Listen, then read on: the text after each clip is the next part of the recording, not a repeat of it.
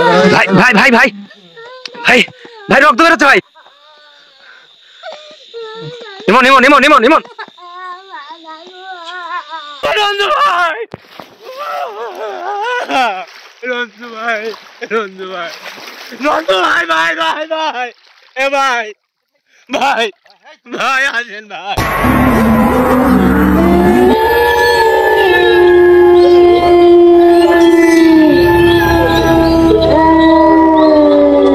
আসসালামু আলাইকুম ভিউয়ার্স, আশা করি আপনারা সবাই ভালো আছেন।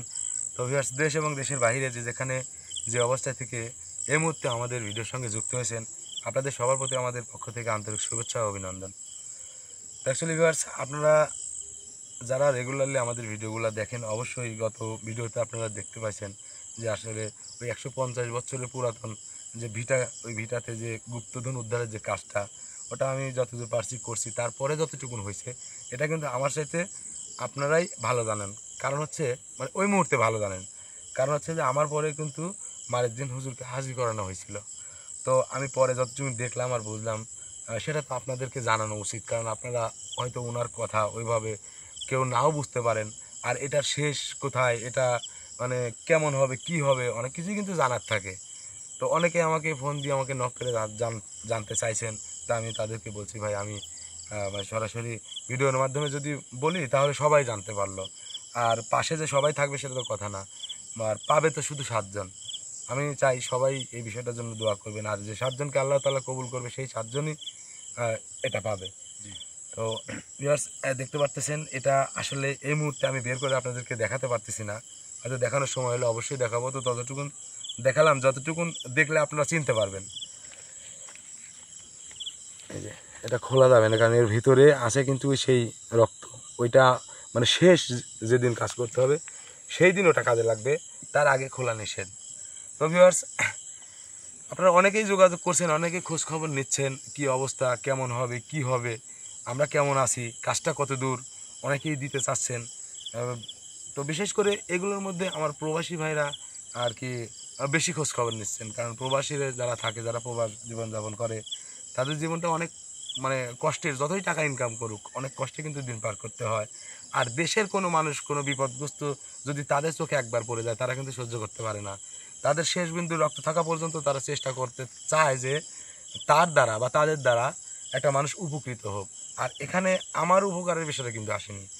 এটা এমন একটা জিনিস যেটা আমি, আমার জন্য কিন্তু এটা বরাদ্দ না, এটা শুধু সেই 7 জনের জন্য বরাদ্দ যে 7 জন ওই 7টা মান্যত পূরণ করতে পারবে, সেই 7 জনের জন্য কিন্তু বরাদ্দ। আর অবশ্যই এর কার্যকারিতা সম্বন্ধেও অনেকেই জানতে চাইছেন। তো আমি ভিডিওটি দেখার পরে যতটুকু বুঝলাম এর কার্যকারিতা অনেক। কারণ হচ্ছে 1 যুগ ধ্যান করার পরে 1 যুগ পর পর একদিন করে তাদের আহারের জন্য, মানে তাদের খাওয়ার জন্য সময় নির্ধারণ করা ছিল।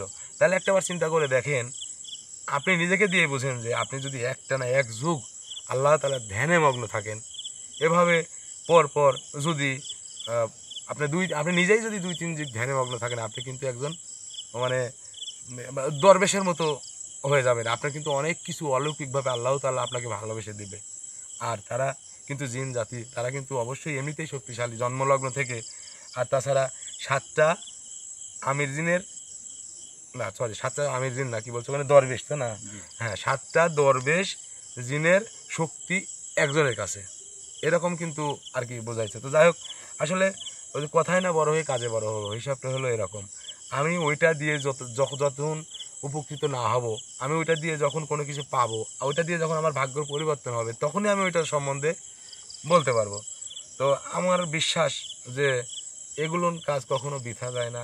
আর সবচেয়ে বড় কথা কি, শেষে কিন্তু একটা কথা বলছে, সেটা হচ্ছে যে এই 7টা মান্যতে ছাগলের যে গোশতটুকুন হবে, এই গোশতটুকুন একত্র করে কোনো গরিব মানুষ, কোনো এতিমখানা অথবা কোনো মানে এতিমদেরকে আর কি ওটা বিলাই দিতে হবে। বিশেষ করে রান্না করে মিলাদের ব্যবস্থা করে সিন্নি করে দিলে তারাও শরীক হতে পারবে এবং তারাও খেতে পারবে। এটা কিন্তু একটা গুরুত্বপূর্ণ কথা কিন্তু সে বলে গেছে। এমনিতেই অন্নদান হচ্ছে সবচেয়ে বড় দান। আর এতিম বাচ্চাকে খাওয়াবেন, সে কিন্তু এমনিতেই আপনার জন্য দোয়া করবে। আল্লাহ তাআলা দেখেন এই বিষয়টা নিয়ে একটা জিনিসের থেকে মানে কত দিক দিয়ে আপনি উপকৃত হচ্ছেন। আপনি মান্যত করতেছেন, আপনি বিপদগ্রস্ত ওইটা নেওয়ার জন্য, ওইটা তো পাচ্ছেন। তো ওইটা পাওয়ার আগে কিন্তু আপনি এতিম বাচ্চাদের মন খুলে প্রাণ ভরে আপনার জন্য কিন্তু দোয়া করতেছে। শুধু এতিম বাচ্চারাই না, সাথে এরাও যারা জিন জাতি আমার সঙ্গে যারা আছে এরাও কিন্তু আপনাদের জন্য ওই মিলাদে শরীক হয়ে দোয়া করতেছে। এটা কিন্তু অনেক বড় পাওয়া আমি মনে করি। তো যাক, আমার মনে হয় যে এটাই এই পৃথিবীর সবচেয়ে বড় গুপ্তধন, যে গুপ্তধন পাইলে আমার মানে ভবিষ্যৎ ভালো হবে, বর্তমান ভালো হবে, আমার আগামী প্রজন্ম ভালো থাকতে পারবে। এটাই তো সবচেয়ে কিন্তু মানে অমূল্যবান যাকে বলে, যেটার মূল্য দিয়ে শেষ করার মতো না। জি ভাই, শুধুমাত্র সোনা দানা না, এটার মধ্যে যদি স্বর্ণ থাকতো না, 1 কেজি স্বর্ণ থাকতো, 1 কেজি স্বর্ণের দাম কয় টাকা? অথচ সেটা নাকি এমন একটা জিনিস ছিল যেটা আসলে 1 কেজি না, 1000 কেজি স্বর্ণের মূল্য দিয়েও পাওয়া সম্ভব না। তো যাই হোক, আপনাদের অনেক বুদ্ধি আছে, আপনারা বিবেককে প্রশ্ন করে, বিবেককে জাগ্রত করে নিজেরাই বুঝতে পারবেন যে আসলে যদি আপনার প্রয়োজন হয় সেটা নিতে পারবেন। আসলে নিতে চাইলেও কিন্তু আপনি পারতেছেন না, যদি আপনার জন্য সেটা আল্লাহ তাআলা কবুল করে বরাদ্দ না করে। তো আমি মানে কি বলবো, যদি কোনো কিছু বলার থাকে আপনারা আমাকে, আমার নাম্বার আছে, আমার সেই ভিডিওতে দেওয়া আছে, এই ভিডিওতেও দেওয়া আছে, আমার নাম্বারে আপনারা ফোন দিয়ে সরাসরি যোগাযোগ করবেন। দেওয়ার জন্য না বা নেওয়ার জন্যও না, জানার জন্য ফোন দিবেন, যোগাযোগ করবেন। আমি যতটুকুন পারি আমার সাধ্যের মধ্যে থেকে আমি জানানোর চেষ্টা করব, বোঝানোর চেষ্টা করব, বাকিটা আপনাদের ব্যক্তিগত ব্যাপার। আর ওই আমি এটা পারি সেটা পারি এটা আমি কোনো সময় কিন্তু বলি না। আমি এটা করে দেবো এটাও কোনোদিন বলি নাই, কেউ বলতে পারবে না।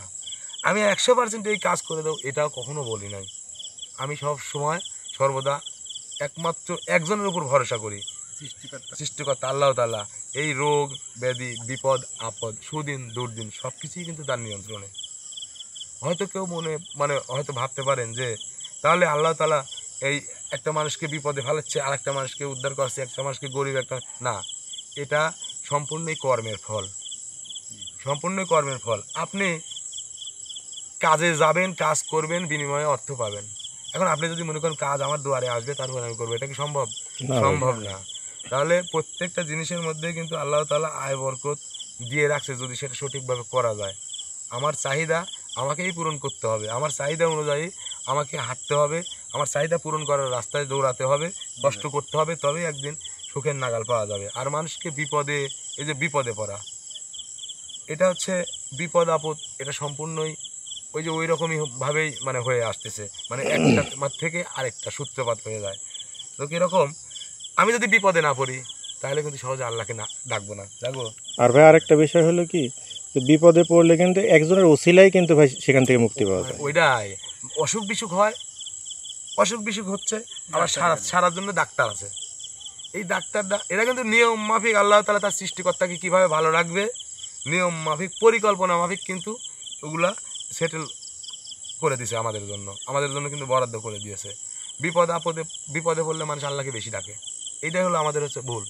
কেন আমরা বিপদে পড়লে আল্লাহকে ডাকবো কেন? যে আল্লাহ আমাদেরকে সৃষ্টি করছে, যে আল্লাহ আমাদের জন্য এই 18,000 মাখলুকাত সৃষ্টি করছে, আমাদের ভালো রাখার জন্য খাদ্য দ্রব্য বাসস্থান সব কিছুর ব্যবস্থা করছে, সে আল্লাহকে শুধু আমরা বিপদে পড়লেই ডাকি, তাছাড়া ডাকি না। এটা তো ঠিক না। আল্লাহ তাআলাকে সবসময় স্মরণ করব, আল্লাহর উপর ভরসা করে, সব কিছুই আল্লাহর উপর ভরসা করে, মানে আল্লাহর উপর ছেড়ে দেবো। অবশ্যই আল্লাহ ভালো করবে, যেটাই করবে আল্লাহ ভালোই করবে, কখনোই খারাপ করবে না।